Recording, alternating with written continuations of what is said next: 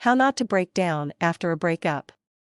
Creating relationships is by far one of the most daunting tasks and challenges in our life, whether it's a simple friendship between neighbor, office mates, and coworkers, and anybody you might pass by in the streets, to the more meaningful and complicated relationship with that special someone.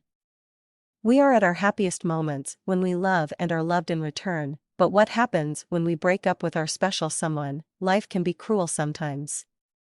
Just when you thought that everything is going so smooth and well, and you think that you would finally get that happy ending that you so desperately want, would change in a blink of an eye.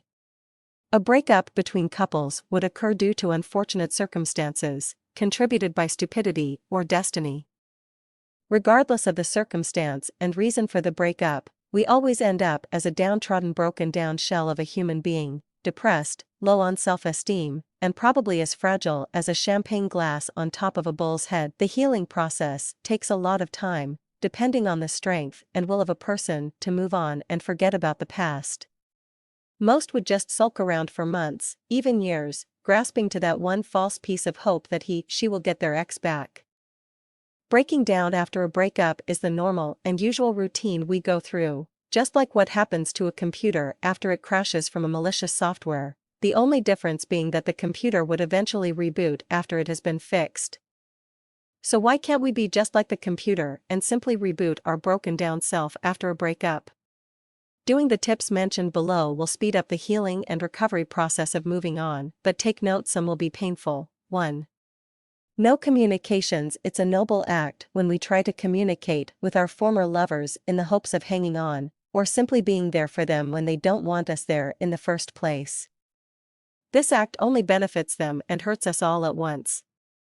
Cutting off communications between your ex is the baby steps to moving on. Point 2. Keeping busy with work, friends and family, and other fun stuff rather than sulking around in the dark corner of your bedroom is the best way to forget about someone. Remember how our mothers would dangle a toy in front of us before swiping that bandage off? Same thing with keeping busy. Doing something fun will help you recover faster because your mind is focusing on that something fun that you're doing and ignoring the painful stuff. Basically, these are just the 2 simple steps to hasten the healing process. Although some would advise you to start dating as a sign of moving on, but in all that's honest to goodness, it's not ideal.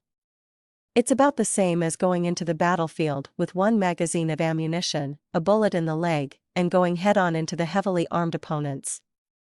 When people still haven't moved on after a breakup, their judgment is clouded and impaired, so dating a breakup is a big no-no unless you want to do the kamikaze. Overall, it doesn't take much to avoid breaking down after a breakup.